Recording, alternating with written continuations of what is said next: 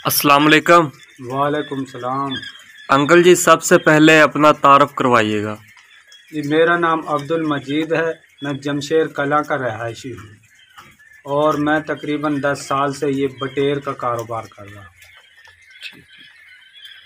अच्छा, मैंने जैसे पहले देखा था कि आप गर्मियों के अंदर 5,000 बटेर की फार्मिंग करते थे, लेकिन अब सर्दियां आई हैं तो आपने 8,500 बटेर की फार्मिंग की है। इसकी क्या वजह है? इसकी ये वजह है कि गर्मी में जानवर है जो ये खुला रखना पड़ता है। आपको पता है कि गर्मी अपने इलाके में बहुत ज़्यादा पड़ती है, इसलिए हम जानवर थोड़ा डालते हैं। अब सर्दी है, नॉर्मल मौसम है, इसमें कोई परेशानी नहीं है, इसमें डाल सकते हैं ज़्यादा इसी जगह में। गर्मियों में 5,000 डलता है और सर्दियों में तकरीबन 8,500 मैंने डाला हुआ है और माशाल्लाह बिल्कुल ये जानवर ठीक है। अच्छा, 5,000 बटेर के लिए गर्मियों में कितनी जगह दरकार होती है, या ये बता दें कि ये जो आपकी जगह है ये कितनी है? ये हमारी जगह है जनाब 1,000 मुरब्बा फुट है। 1,000 मुरब्बा फीट है। हाँ जी। तकरीबन 3 मरला के करीब बनेंगी फिर ये। हाँ, तो यही गर्मियों के लिए 1,000 मुरब्बा फीट में ही 5,000 बटेर तैयार हो सकता है गर्मियों में। गर्मियों में। और सर्दियों में कितना? सर्दियों में 8,000। 8,000। हाँ जी। अच्छा, अगर मैं आपसे ये पूछना चाहूँ कि चूज़े का जो रेट है ये गर्मी में ठीक होता है या सर्दी में ठीक होता है, यानी कि सस्ता किस मौसम में मिलता है? ये तकरीबन इतना सस्ता तो रहता ही नहीं है, लेकिन थोड़ा सा गर्मी में नॉर्मल होता है। ठीक है। हाँ, बाकी ये तकरीबन पूरे साल सही चलता है। पूरा साल ठीक चलता हाँ है। जी। अच्छा, बटेर पालने का जो काम है ये गर्मी में आसान है या सर्दी में? ये अगर सही तरीके से पालें तो कुछ भी नहीं है, गर्मी में भी उतना ही है, सर्दी में भी उतना ही है। ये अपनी केयर के ऊपर है भी। अच्छा, आप ये बता दें कि ज़्यादा फ़ायदा गर्मी में बटेर पालने का होता है या सर्दी में? ये सर्दी में ज़्यादा फ़ायदा होता है बटेर पालने का। उसकी क्या वजह है? उसकी ये वजह है कि सर्दियों में सीज़न होता है इसका, तकरीबन हर आदमी गोश्त खाता है। ये थोड़ा सा गर्म होता है तो इसलिए सर्दियों में ज़्यादा फ़ायदा है, इसका मुनाफा भी ज़्यादा है सर्दियों में।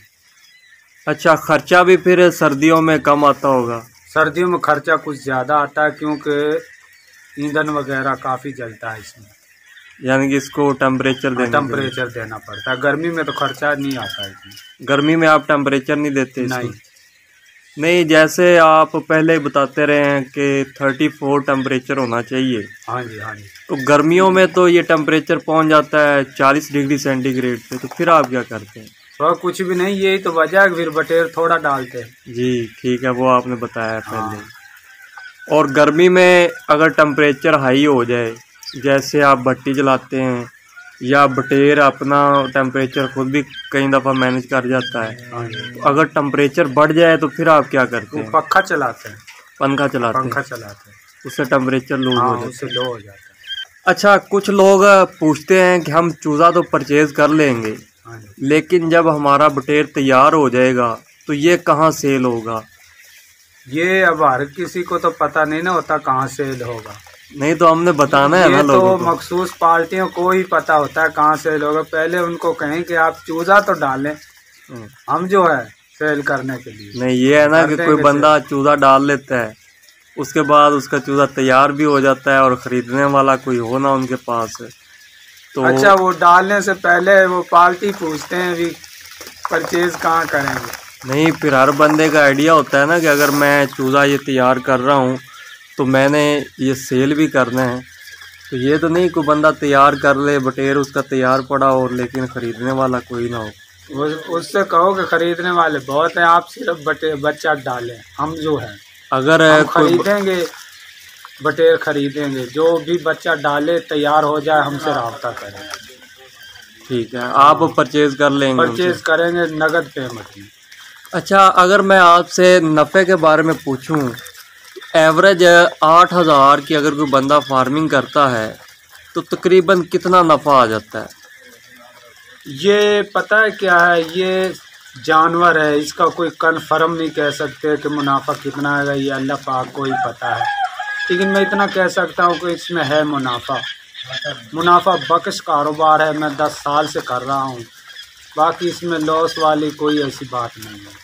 अच्छा, उसके बाद अगर मैं बात करूँ फीड की, हाँ जी। तो बटेर को कौन सी फीड दी जाती है? इसको 14 नंबर चलती है, ब्रॉयलर वाली फीड, पहले दिन से लेकर तैयार होने तक? हाँ जी बिल्कुल। तैयार कितने दिनों में ये हो जाता है? ये तैयार इसका टाइम 20 दिन से बाद है, 22 दिन, 24 दिन, 28 दिन, ये अपने ऊपर है। मैंने पहले बताया था कि जो केयर करेगा ये 22 दिन में भी तैयार हो सकता है। अच्छा, अगर मैं वज़न की बात करूं तो 100 ग्राम वज़न है, कितने दिनों में हो जाता है? ये 100 ग्राम वज़न का टारगेट है 25 दिन। 25 दिन? हाँ जी। अच्छा, कुछ लोग फ़ोन करके पूछते हैं कि हम बटेर को स्टार्टर फीड दे दें, तो ये सवाल मैं आपसे क्लियर करवाना चाहता हूँ, क्या बटेर को स्टार्टर फीड दी जा सकती है या नहीं? इसका ये मसला है कि बटेर और जानवरों से ये अलहदा जानवर है, ठीक है। इसकी ना कोई वैक्सीन वगैरह होती है, ना इसको फ्लैशिंग दी जाती है, इसकी वजह से कि ये जानवर अलहदा है। इसको स्टार्टर फीड का सवाल ही पैदा नहीं होता, इसको स्टार्टर फीड बिल्कुल यूज़ नहीं कर सकते। यानी कि गोश्त वाली 14 नंबर फीड है, वही देनी है, वही इस्तेमाल करनी है, पहले दिन से आखिरी दिन तक। स्टार्टर फीड डालेंगे तो ये जानवर समझो ख़त्म है।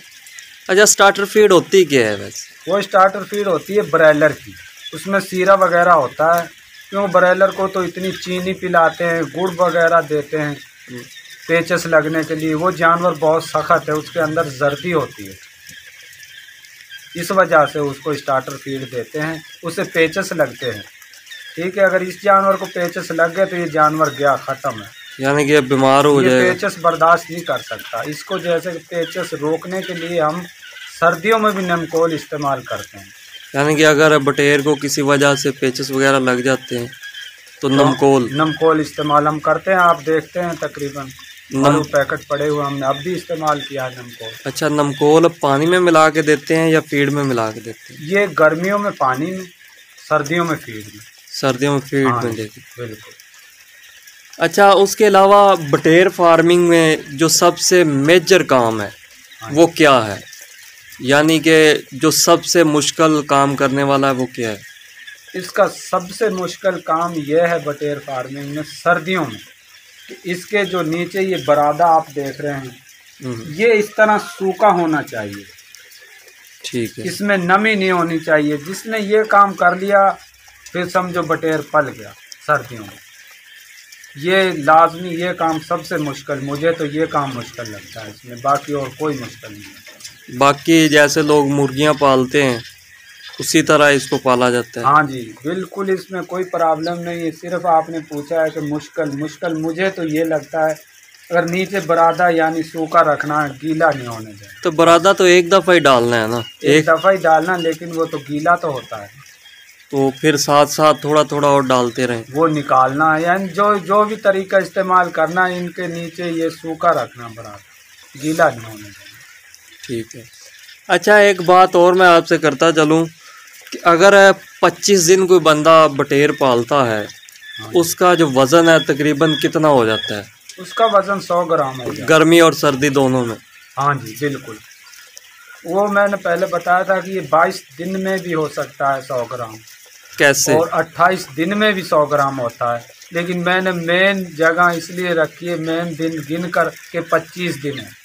ये अपने ऊपर है। अगर नहीं, ये मेरे नाजरीन को ये बताएं ना आप कि 22 दिन में कैसे 100 ग्राम होता है? तुम्हारे सामने आप तोलेंगे, हमारा 22 दिन का होगा, मैं आपको बुलाऊंगा और आप तोलेंगे, इंशाल्लाह इसका वजन 100 ग्राम होगा। ठीक है। नहीं तो इसकी वजह क्या है? इसकी वजह आपके सामने ही है, कुछ भी नहीं है, बस नहीं, ये केयर ही है इसकी वजह। फीड डालते हैं। ठीक है, यानी कि एक तो इसकी केयर की जाए, बरादा वगैरह अच्छा सा डाला जाए, हाँ, उसके बाद फीड अच्छे तरीके से दी जाए। हाँ, अच्छा, अगर मैं फीड पे बात करूं तो फीड का कोई आपने शेड्यूल बनाया होता है कि सुबह और शाम को फीड डालनी है या हर वक्त इनके सामने फीड पड़ी रहती है? हमारा सिर्फ फीड का शेड्यूल नहीं है, हम तकरीबन हर वक्त इसके आगे फीड डालते ही रहते हैं। मतलब जिस बर्तन में फीड कम होती है डाल दी, पानी कम हुआ डाल दिया, ना हमने कभी कम पानी ख़त्म होने दिया, ना कभी फीड ख़त्म होने दी, क्योंकि इसका टाइम बहुत थोड़ा होता है। इसकी ये गुंजाइश नहीं है कि फीड टाइम पे दो, फिर ये दिन ज़्यादा ले जाता है। अगर मैं बात करूं 8000 बटेर की, तो 8000 बटेर 25 दिनों में तकरीबन कितनी फीड इस्तेमाल कर जाते हैं? ये 8000 25 दिनों में करेगा तकरीबन 35 से लेकर 40 तक। 35 बोरियों से लेकर 40 बोरियों तक। अच्छा, मैंने कई फार्म विज़िट किए हैं, उनके जो बर्तन हैं इतने साफ़ नहीं होते, बर्तन मैले कुचैले होते हैं। तो आपके यहाँ मैंने ये देखा है कि आपके बर्तन बहुत ज़्यादा साफ़ होते हैं, तो क्या करते हैं आप?